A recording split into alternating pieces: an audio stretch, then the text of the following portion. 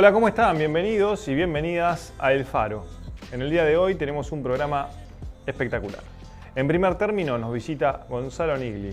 Él es educador y comunicador popular. Y luego en nuestra sección Avistando Faros, Ximena Di Toro nos hablará del legendario Faro de Alejandría. Vamos a verlo y volvemos para nuestro último bloque.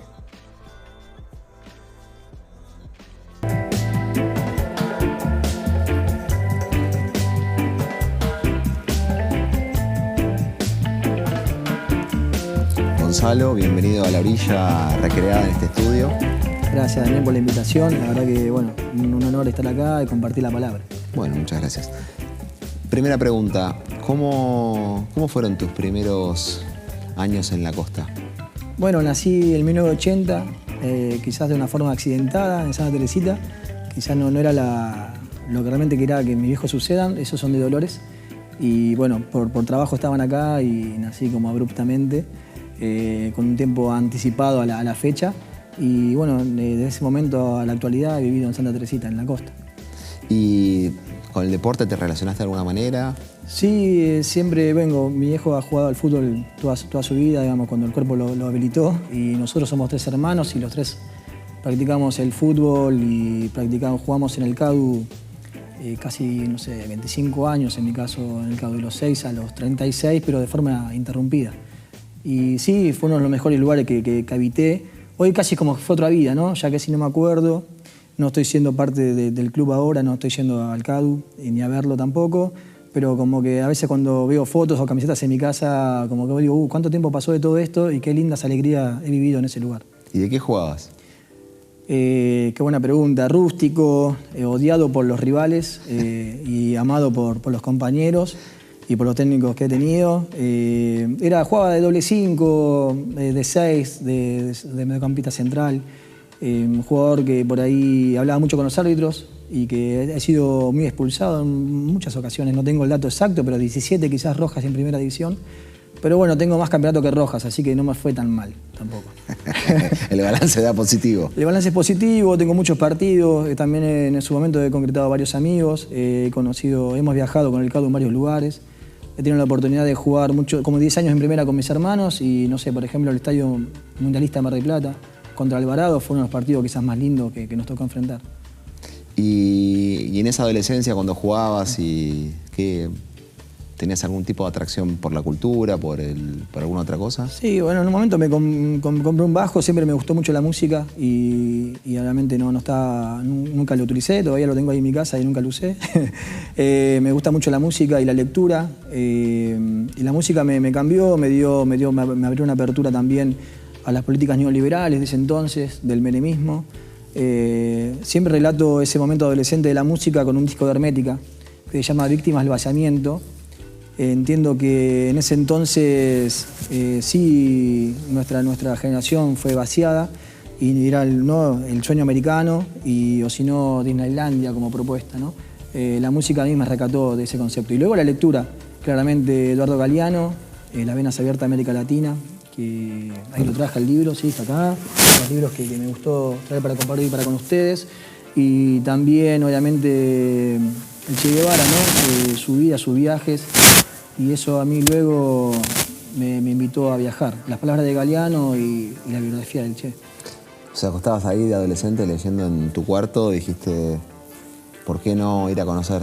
Sí, entendí que una persona que estaba estudiando medicina, que vivía en una familia bien, como lo era el Che en su momento, empezó a viajar de una forma distinta a lo que es turismo y empezó a conocer lugares inhóspitos o lugares que quizás la televisión no te lo mostraba, pero que vos podías llegar. Y Galeano también nos manifiesta en sus libros lo mismo que el Che hizo en su práctica. Y entendí que podía ir por ello, que también era una utopía, pero que también lo podía concretar. Y bueno, y empecé a viajar. ¿Y ahí qué edad tenías? ¿Qué hiciste? Mi primer viaje lo hice solo a los 20. Y también fue el año que me anoté para estudiar comunicación social. Así que también entendí que el periodismo, la comunicación, la palabra llevaba también a otros lugares, a poder entendernos. Y empecé a viajar por América del Sur, por Argentina y por América del Sur hasta que concreté mi viaje hasta México de mochilero, ¿no? Por América Latina. ¿Y cómo hiciste el recorrido? Todo por tierra, Fue durísimo. Viajar de mochilero no es lo que quizás alguno se imagina por fuera. Es durísimo, estás todo el día expuesto, estás en la calle. Encontrás un desamparo total cada vez que salís de un albergue que te acobijó durante 2 o 3 días, lo que uno elija quedarse. Y una vez que uno arma la mochila y sale y está en la vereda, es como digo, bueno, ¿y ahora qué, no? Así que es un desafío constante. Uno va en búsqueda de ese desafío, sabe que puede ocurrir cualquier cosa, que te detenga la policía, que te intenten robar, o que te levante un camionero y te lleve a un lugar que vos no pensabas, o que te encuentres con otros viajeros en esa comunidad nómade que hay dando vueltas. Hoy en este instante, cuando hacemos esta entrevista, debe haber miles de personas viajando, ahora, en este momento. Algunos en la playa, otros en la montaña, otros en la selva, otros en una carretera, otros durmiendo en la frontera. Miles de ejemplos que yo viví y que compartí en aquel entonces, eso está ocurriendo ahora, en este momento. ¿Y qué te enseñaron los viajes?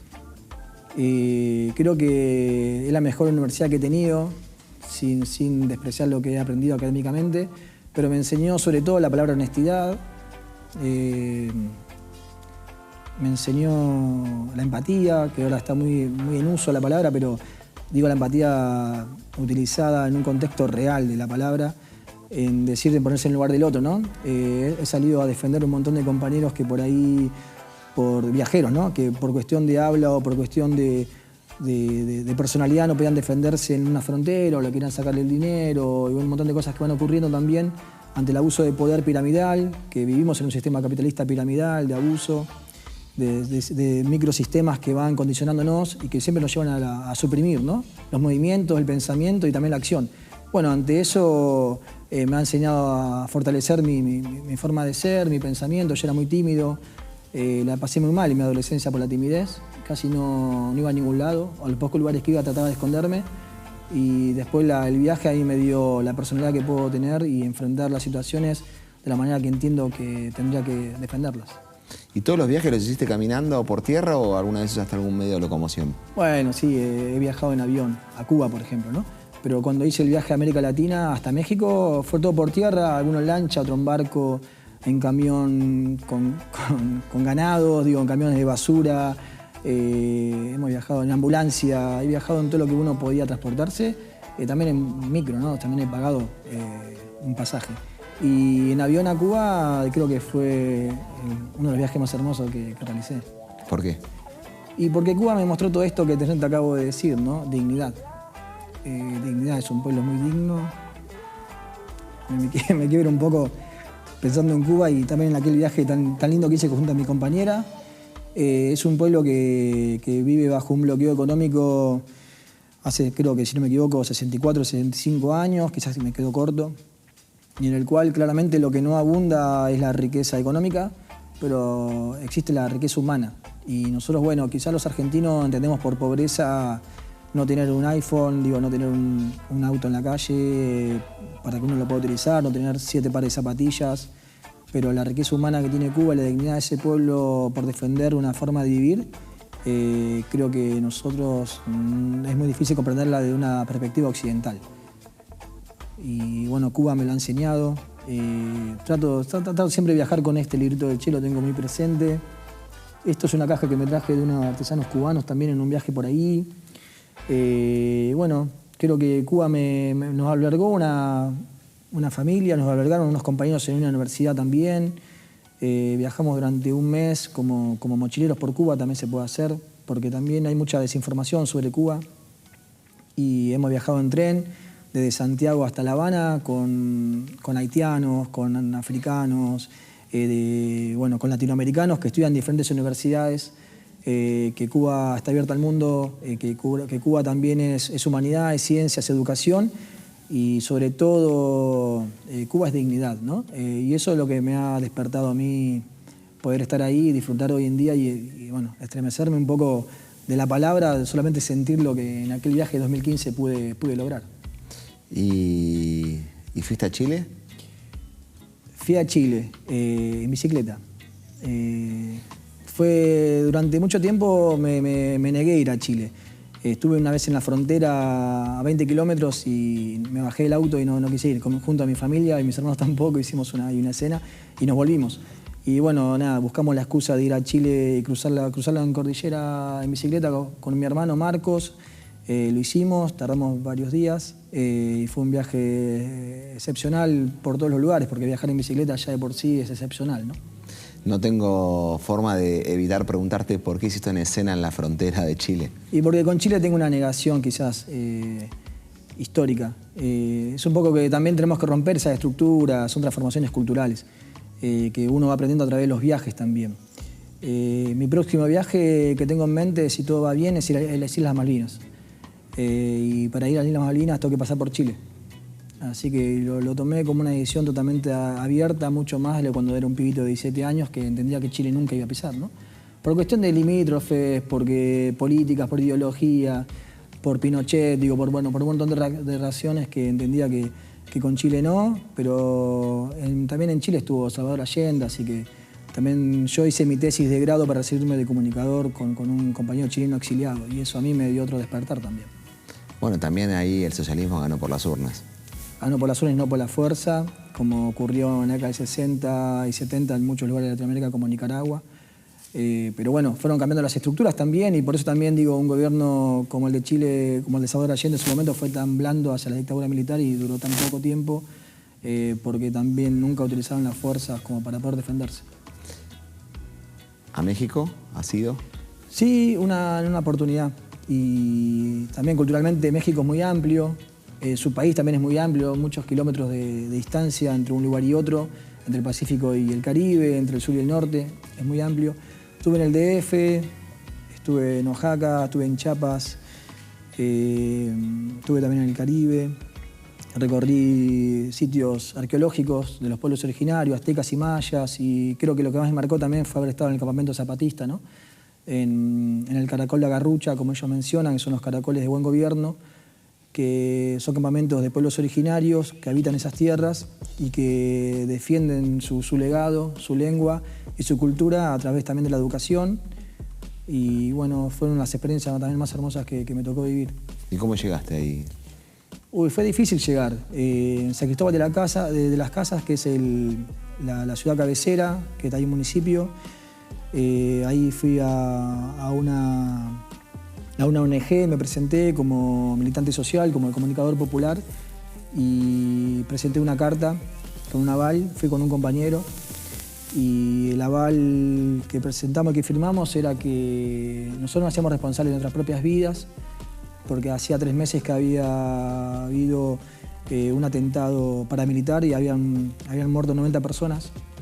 Cerca de ahí donde nosotros estábamos yendo, y ellos nos derivaron a un lugar con menos conflicto social y militar, y bueno, fuimos ahí, a la Garrucha, y fue extraordinario, digamos, transformador para siempre. Ahí también practiqué la educación popular, ahí también encontré dignidad, encontré trabajo comunitario, encontré organización de base y sobre todo compañerismo, que a veces en el sistema capitalista es muy difícil de encontrar.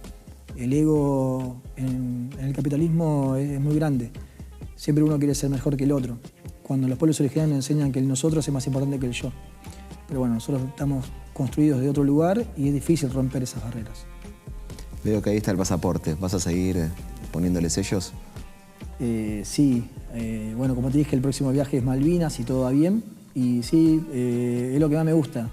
No solamente por el sello, que por ahí el sello que más me gusta del pasaporte de todos los que tengo es la entrada y salida de Cuba, de todos los países que he visitado. Pero sí, es algo que me encanta. Mi nene, que hoy tiene 6 años, me dice, ¿cuándo vamos a viajar juntos? Y le digo, bueno, cuando estés un poquito más crecido vamos a esperarnos algún viaje. Él me habla de Cuba también, porque en mi casa se habla mucho de Cuba.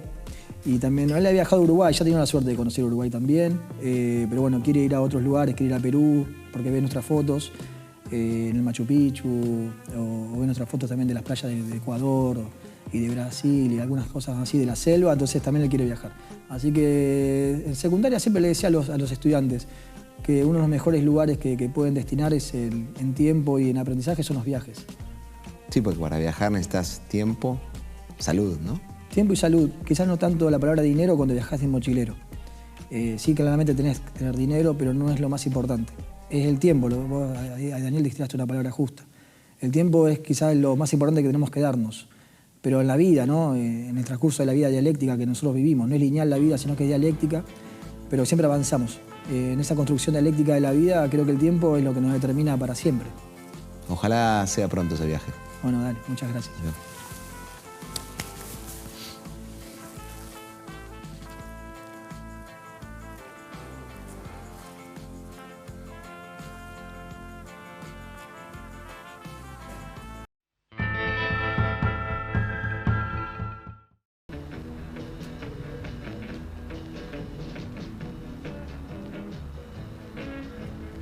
El Faro de Alejandría fue una torre construida en el siglo III a.C., durante el reinado de Ptolomeo II, en la isla de Faro, Alejandría, Egipto, para servir como punto de referencia del puerto.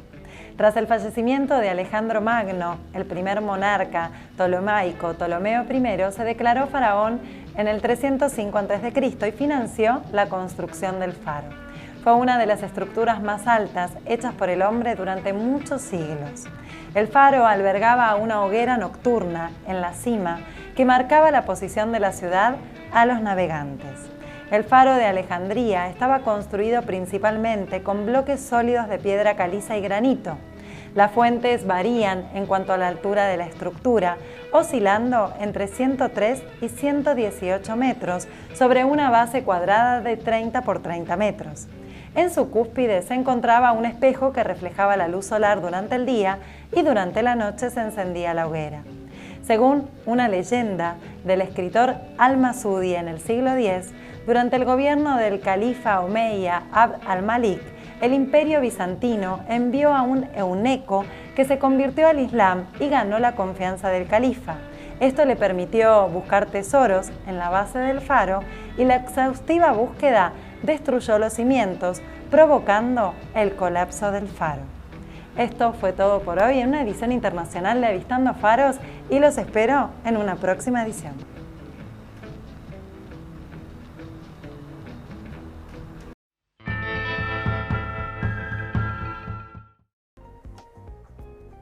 Estamos de regreso aquí en nuestro estudio móvil acuático y tenemos el cierre con nuestra sección de historia en manos de Sergio Sisman. Él nos va a hablar de Marx y su concepto de la alienación. Así nos vamos de esta manera, cultivando el intelecto, hasta nuestro próximo capítulo de El Faro.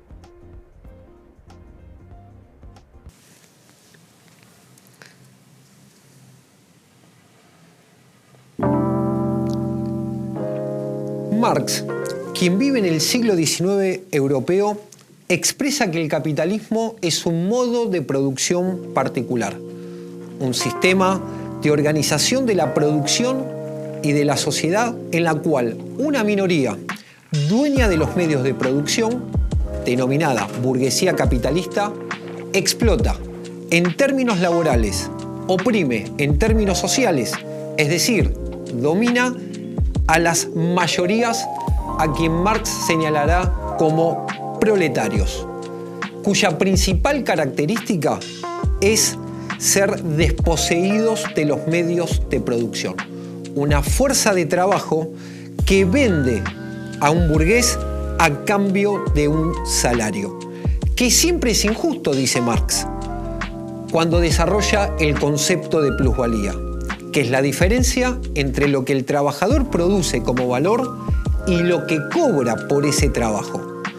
Para Marx, el fruto del trabajo debe ser entero para quien lo realiza, pero como es asalariado, el capitalismo se queda con una parte, su ganancia, que para Marx es un robo. El modo de producción capitalista constituyó dos nuevas clases sociales: burguesía y obreros, con intereses antagónicos, contrapuestos, en permanente conflicto, aquello que Karl Marx denomina lucha de clases. Para Marx, la historia de la humanidad es la historia de las luchas de clases. Marx modifica la lectura de la historia. La humanidad evoluciona atravesada por los conflictos de clases.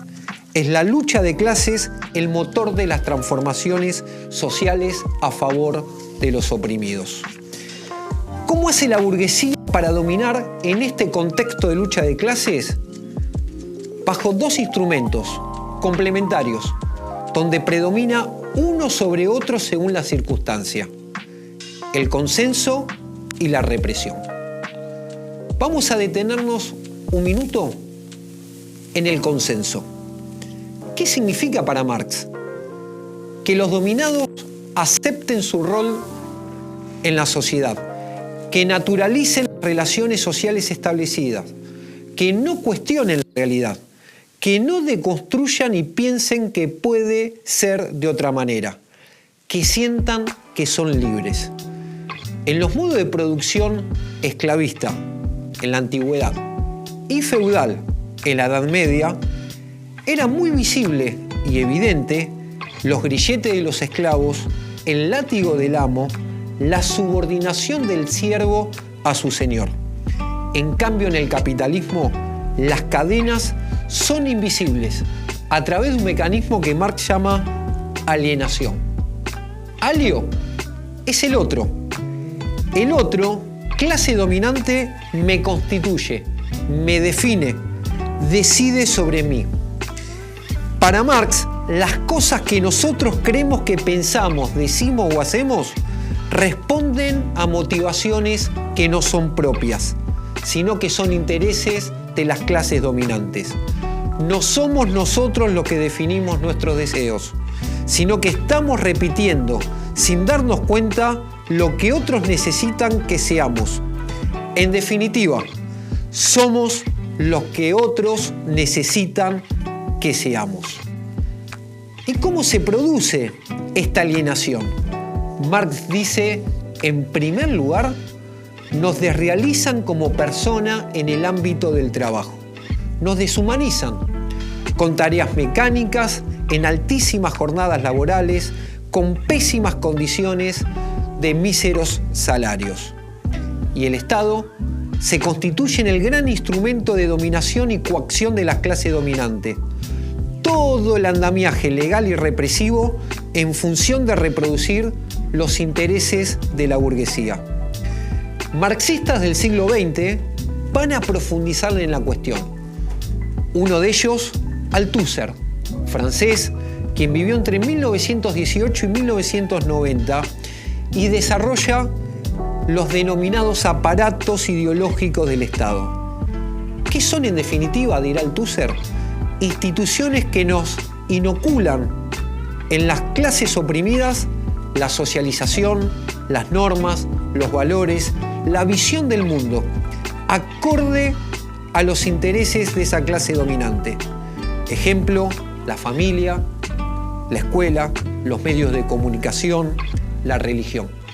En esa sintonía, el italiano Antonio Gramsci establecerá que el instrumento de dominación más importante es cultural y a través de tres grandes instituciones: educación, religión y medios de comunicación. Él desarrolla la noción de hegemonía, donde un grupo en particular impone sus ideas a la sociedad, a las clases más oprimidas, para que vean la realidad, para que vean, piensen y sientan el mundo desde la perspectiva de la clase opresora y por ende reproduzca el status quo y no exalte la lucha de clases. Es decir, para Gramsci, un interés particular se pone como un interés general. En definitiva, este es el concepto de hegemonía que profundiza a Marx en el siglo XX.